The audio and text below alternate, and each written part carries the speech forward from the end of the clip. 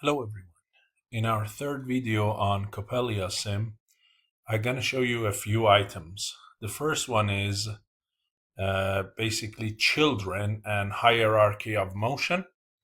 The next item I want to show you is to record the video, and the next one is to do some simulation setting, including slowing down the simulation.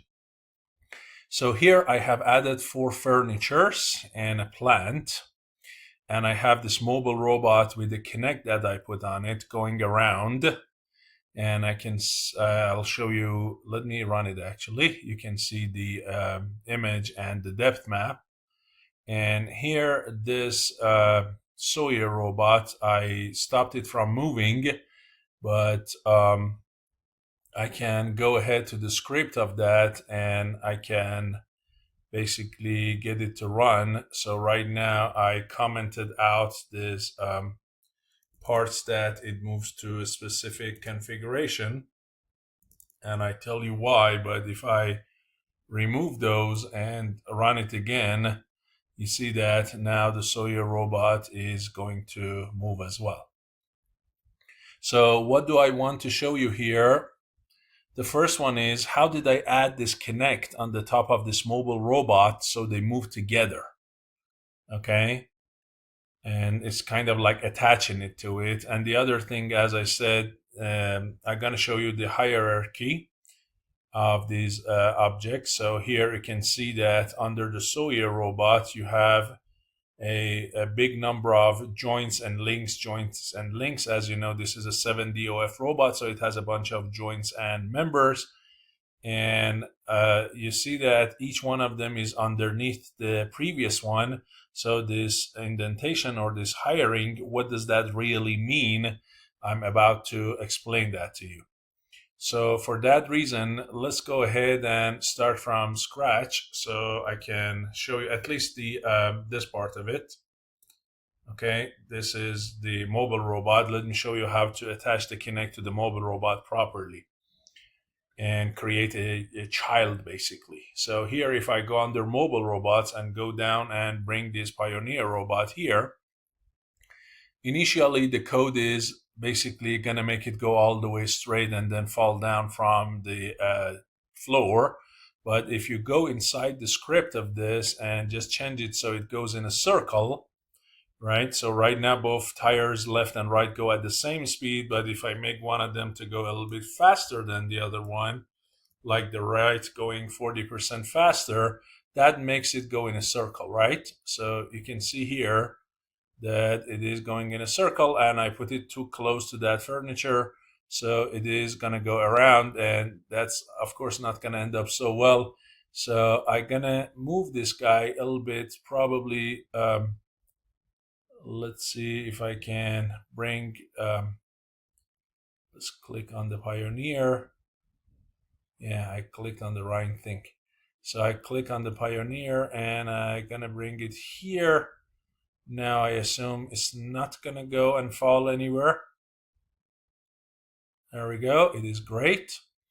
So now I'm gonna bring the Kinect, and if I just bring the Kinect, so let me bring the Kinect from basically under, if we go to components, to sensors, and here we go, that's a Kinect. So I bring the Kinect and put it here, and let me go ahead and rotate it and align it with the robot.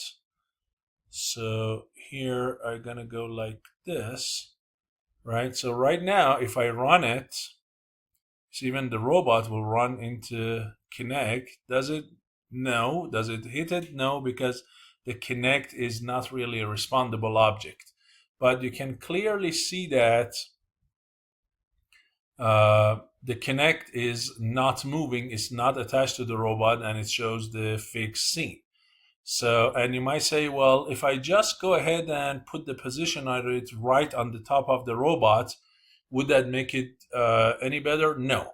So first thing is, if I click on the robot and look at the position of it, position of the coordinate frame, you see that the position is right here. Okay, so in the beginning, these are the numbers you are dealing with, 0.175 negative 1675, right? So if I click on this one and I try to put it in the same coordinate,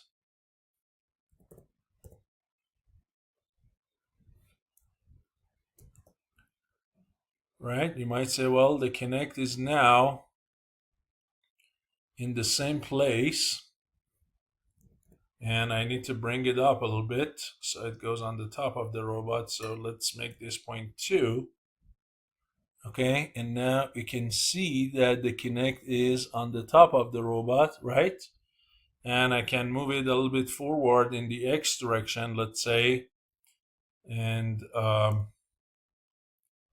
let's go to maybe here, still more,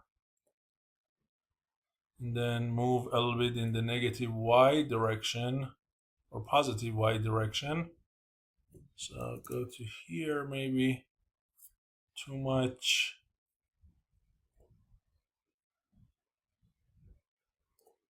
Something like that, right? So I put it right on the top of the robot. Now, does it mean that now the Kinect is gonna do a good job? No. Let's find out. So you'll see that the Kinect stays up there in the air and the robot moves. So if you want the Kinect to belong to the robot and move with it, this Kinect should go underneath the robot and become a child of the robot. And all you need is to grab it and just drag it and drop it on the Pioneer robot. Now it goes inside of it, and if you can go down, you see under the items that are visible in this robot, now the Kinect is a part of that. So now that it's a child of this Pioneer robot, take a look. There we go. Now they move together. Okay, so the first thing is child. If you make anything a child of anything else, the motion of the parent is applied to the children. And to demonstrate that better, let's go and look at the Sawyer robot again. So if I bring the Sawyer robot and put it right there, right? Let me just bring it a little bit closer, like right now. So right now it is moving, but as I said, I want to demonstrate for you the idea of the children. So I'm gonna stop this and I'm gonna go to the script of this and comment out these lines. And the comment in Lua code, this is a Lua code, is by 2 dash lines basically. In Python, it's a pound sign. Here it's a dash, double dash line. Okay, that makes it a comment. So now the robot is not gonna move. Now let me show you here. As I said, if you look under Sawyer, there are joints, links, and each link is the child of a joint, and the joint is child of the previous link, and so on and so forth. So there is this hierarchy. And what does this do? So here, if I grab one of these joints, right? So let me move this a little bit. There we go. If I grab any of this joint, let's say this joint here. If I rotate this joint, all of these links and joints that are the children of this joint will move with it. And you can see that here.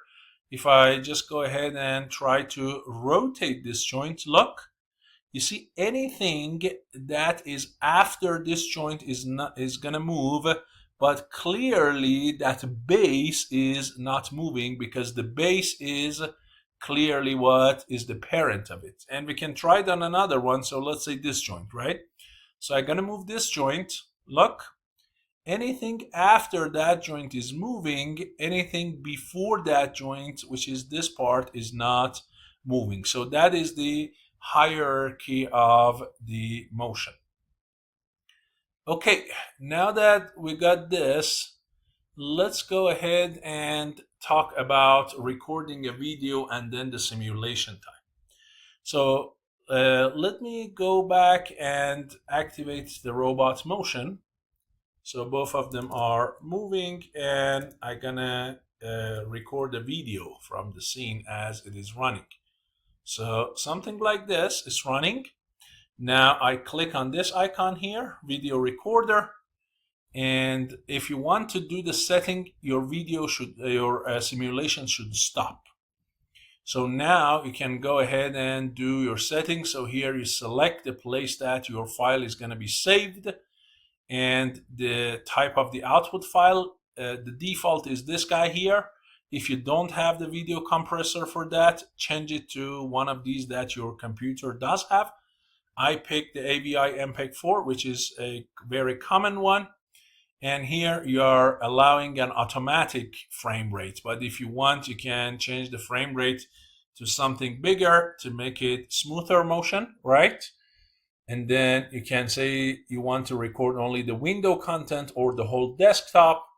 And once you're good, you can say, you can run this and then say record now. So now you are recording all of this scene basically, right, for your simulation. And once you're done, you can say stop recording.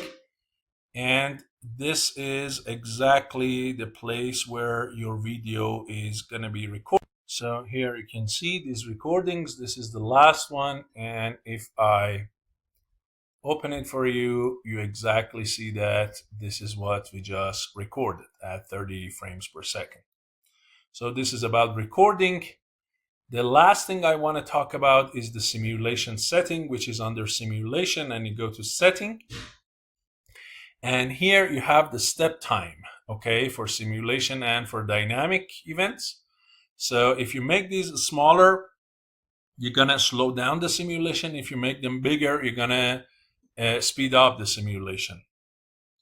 You can change the gravity here. So the gravity is negative 9.81 in the Z direction, but if you want to change it, you can. If you want to make it 0, anything, you can do that. Then you can look at the solver engine properties, okay? And there are some properties here. For now, if you are not familiar, you might not want to change any of those here. And then if you want to stop the simulation after so much of time, you can also do that. So here I changed it from 10 to 1. Just make sure you enter. If you don't enter, your changes will not be effective. Enter. So now it should stop after 1 second and not just keep running. And let's take a look. There we go.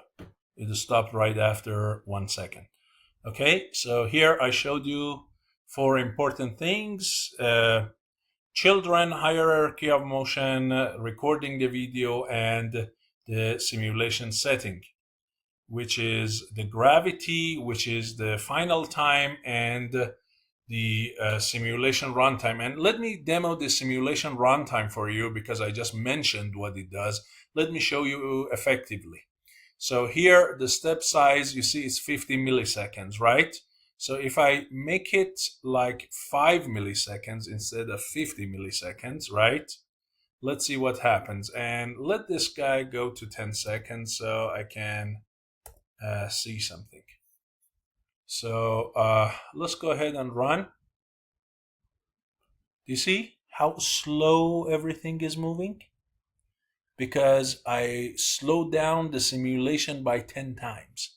So the step size is now 5 milliseconds instead of 50 milliseconds, right? But if I go ahead and I want to speed it up, instead of 50 milliseconds, now I make it 500 milliseconds, right? 10 times faster. Now take a look. You see? It's faster and it's quite a bit jumpy too because your step sizes are big.